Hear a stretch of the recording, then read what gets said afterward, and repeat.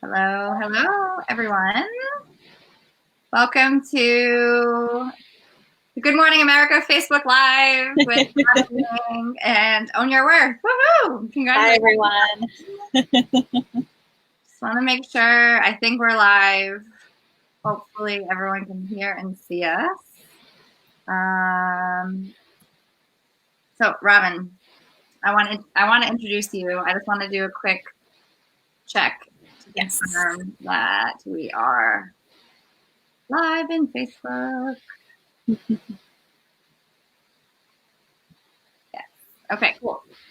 So, Robin Yang is a very, very dear client of mine, a dream client, actually. I don't know if I've ever shared this with you, Robin, but when I was dreaming up and building out Own Your Worth, you are like the ideal client of exactly the one that I wanted to work with, because you are so ready to own your worth. You are so ready to step into your leadership and your power at work. Robin works in tech.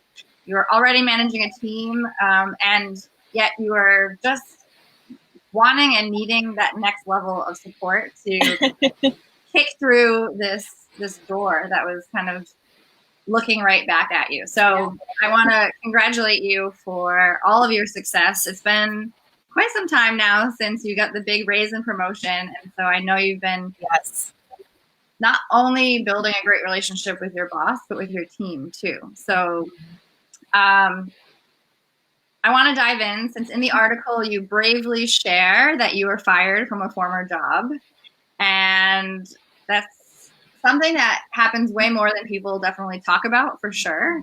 And it's part of the process at work sometimes, unfortunately.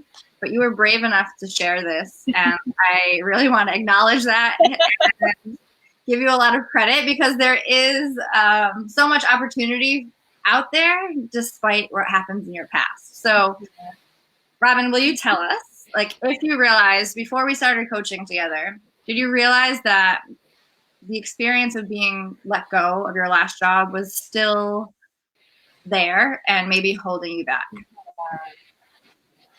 Yeah. Wow, it's such a big question. I'm so excited to talk to everyone here, and thank you again for having me on.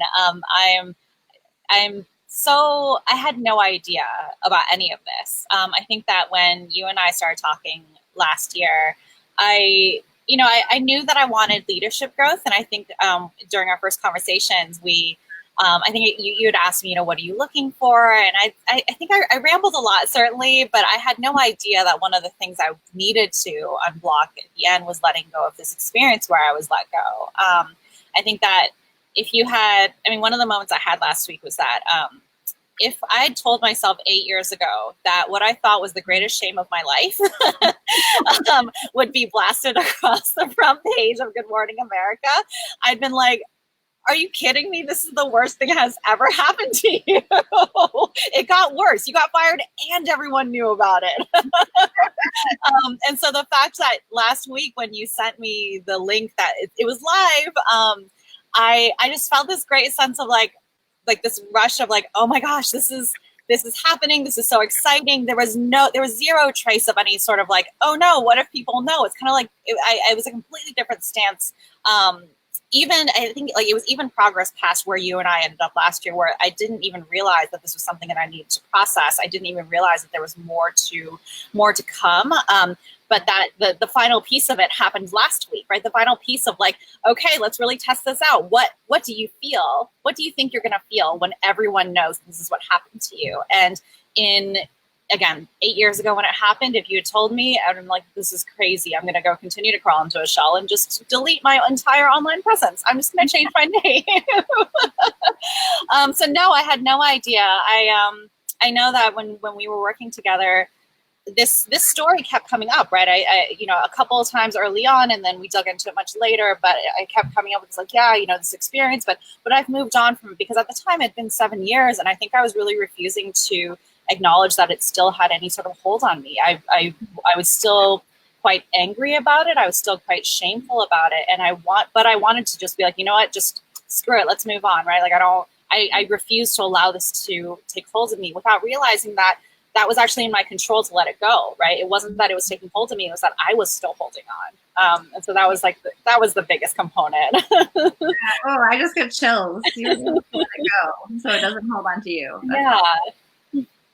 And yeah, it's never ending, right? It's kind of woven into your career fabric and your life now, and it's actually giving you strength that I'm sure you didn't realize would be possible. It's absolutely. I think the article briefly mentioned, but I'm starting to give talks now too, and I know that one of the most powerful parts of my story is sharing this component, right? This is now no longer a thing that I have to negotiate with or that it holds me back, but it actually gives me a lot of power in being able to acknowledge that this has happened to other people and acknowledging that this is something that I moved past. That gives my story power, and it gives me the ability to connect with people. And so it's not an asterisk or a blemish in my past. It's actually something that's made me who I am in a very positive way.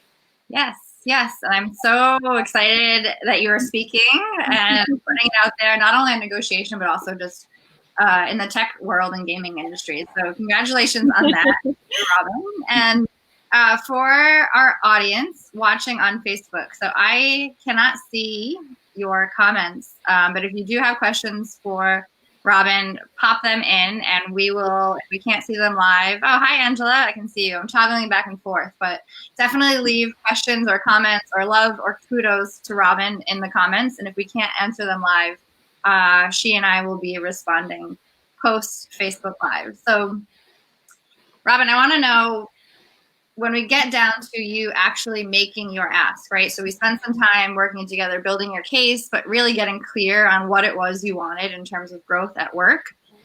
What was the biggest fear that you had to overcome when you were advocating with your boss?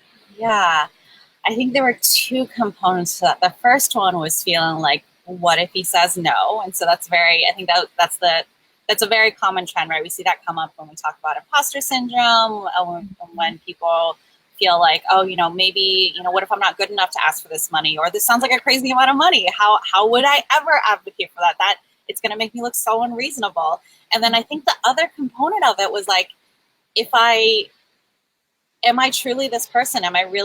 Is this really what I'm asking for? Am I brave enough to ask for the thing that I want, not just in terms of money, but in terms of like owning that this is a responsibility, making the case for why I deserved this raise or why I had earned this raise. I had to acknowledge, like, look, I have to tell him these are things I've been doing, and I intend to continue to do these things.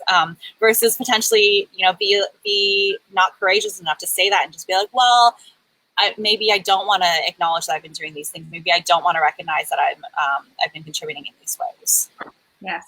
Yes. So first, acknowledging for yourself that you were doing an amazing job and just looking at everything that you were doing, right? I think that really helped you see, and it was reflected back to you in our group. So Robin was part of the activator program that, like, Robin, you're doing so much. Like, go for it.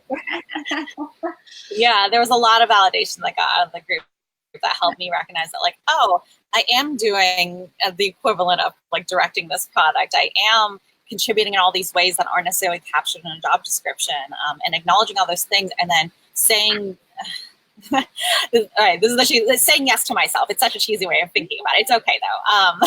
But saying yes to myself and saying like, oh yes, I am going to be the person who's going to acknowledge that I'm doing this work, and I'm going to double down on it by requesting that I am compensated for it. Yes, yes, yes, yes. So you went through a lot of fears, as we all do when we're making these big asks, but I love, those are two big ones for sure. So I want to really know, like, now that you've had some time and space to kind of reflect on it, but just how do you think coaching and really, as you just said, owning your contribution and like allowing yourself to be recognized at this level. So how did really stepping into your power and making that ask change your life? Yeah. Well, it changed so much. This is a story for this group. I mean, it's okay. But basically last year during part of this process, I ended up getting a job offer from somewhere else during this process. And it was It was good. It was an interesting potential new position. The salary was okay, and I used a lot of the strength and feedback that I got to push for a higher salary negotiation during that process. Mm-hmm. But at the end of the day, I think what I recognized was like there was I let go of the scarcity. I let go of the fear that like what if this is a job? What if this is the only time I'm gonna get another job offer? Was my one opportunity to leave, and allowed me to reflect back on what I had. So in a lot of ways, going through and recognizing what I was worth, and owning that and owning the responsibilities that I wanted to step up to, it allowed me to really fully live in the current position that I had. I think that in another world, I might have anticipated like, oh, what this is going to do to me to do this coaching is to somehow make it so that my current job is not ambitious enough or not great, not good enough. And instead, it allowed me to find depth and an area of leadership and ownership that I allowed myself to sink into because I didn't have the sense of scarcity anymore. I didn't have the sense of like, what if this is the only job I can get right now, or what if this is the only job offer I can ever get in the future? And I was able to let all that go and just be like, you know what? I can let this job offer go if it's not the right thing because I have full faith that I can find another one if I ever want to.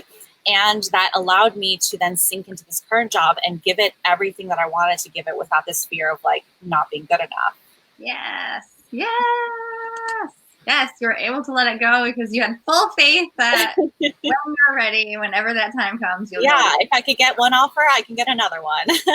And it allowed me to see all of the good that I had built up, right? In a lot of ways, the reason I'd been looking around was because I was thinking, well, maybe I need to prove myself in some other way. Maybe I need to prove that I can get this role somewhere else in order to justify why I have it here. And as soon as I got it, I allowed to myself to be like, well, if I can get that title, then that must mean I'm doing just fine right now. And it allowed me to see everything that I was so grateful for building up here. Like it allowed me to see my team and its challenges and its struggles in a whole new light. Because I was like, you know what? Like there's still so much room for me here to improve. There's still so much opportunity for me here. And it's up to me to take it, right? I don't need to go somewhere else to get it from somewhere. Yes. Yes. Yes. Yes. And as I said in the beginning, Robin, this is for me so crucial and like makes my heart just like burst because you being able to like show up in your full potential and truly give and contribute and be recognized at your job is like what I want for everyone. And so I'm so happy that you like moved in there and you built a stronger relationship not only with yourself but with your team and your boss. And that's why coaching is so great for business too, because they got you. They're lucky to have you. Yeah, and an unlocked ability for me to ask for even more things, right? It's not just about asking for the salary, it's about asking for the accommodations or the mental health days or for the cultural changes that I want. And that whole process of negotiation is just like, I tie it back to the sense of a dream job, right? Like a dream job at the time that I got fired was something that was given to me. Like, oh, I got my dream job when I signed the offer, and therefore I lost my dream job when I got fired. But the shift there is actually that like, oh, it wasn't a place that accommodated who I was. And so of course it wasn't a dream job. If I wasn't able to ask for the things that I wanted, if I wasn't able to be the person that I needed to be, then of course it wasn't a dream job. And so that shift allows me to be like, well, here's this job I have right now. If I had this framework of, oh, I have to search for my dream job, I'm constantly just comparing what I currently have with what in theory is out there, but maybe isn't out there. Instead of taking on the opportunity to be like, well, what would make my current job more like a dream job? Oh, if I asked for this thing, or if I advocated for this thing, or if I showed up in this way, or if I built this kind of relationship, right? Like that's how you make a dream job, is by showing up and asking for it. I love that. That's how you can make a dream job. That's perfect. It's so true. And yeah, you've earned this dream job, and I'm so excited for you and your team. And I have one last question. Anyone joining us now, if you want to pop a question in the comments, we can respond. If not, leave them there, and we'll respond via text. So, Robin, what advice do you have for the ladies who are considering maybe self-advocating, asking for whatever it is they want, whether it's a raise or promotion or flexibility, just stepping up at work from asking for what they want? What advice do you have if they are maybe on the fence about asking, or if they're managing through some inner doubts? Yeah. Well, I think that there's two pieces of advice, I think. So one piece would be to ask for it, because you really you'll holding yourself back and wondering what would have happened if you would have asked is you're creating your own box, right? No one else is, boxing you in except for yourself. And that's the thing that, we all need to let go. And God knows I still work on that on a daily basis of being like, do I ask for this thing? Okay, maybe I do. Okay, yes, I do. And then the second component is, I think a lot of the times when we ask for things, we're not quite at the point where we understand why we're asking for them. So I see a lot of this in my early career salary negotiation list. There were a couple of times where I asked for a salary, and because I wasn't coming from a place of true feeling like I earned it, it was coming more from a place of scarcity and a feeling of but this money means a certain thing about me. It means a certain thing about my value. And therefore, if I don't get it, it means a bad thing about me. I think it caused me to show up in a way that probably was very visible and made it seem as though, well, she's not really asking this from any source of strength. And so I think getting real about why it is that we are asking for the things that we are, and then recognizing that behind that is some sort of core truth about what it is that we're seeking. I think that will be really helpful too.